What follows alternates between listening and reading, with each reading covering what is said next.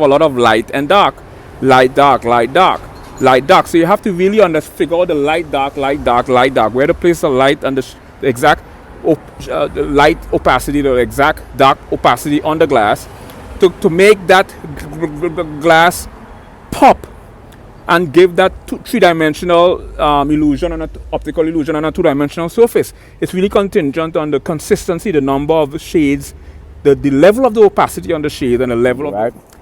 And the point of the horizon, basically, any object at the point of the horizon becomes relatively smaller, regardless as if that object far away is bigger than the object close to you. Where mutually exclusive disciplines sort of permeate each other to formulate new ideas or groundbreaking paradigms.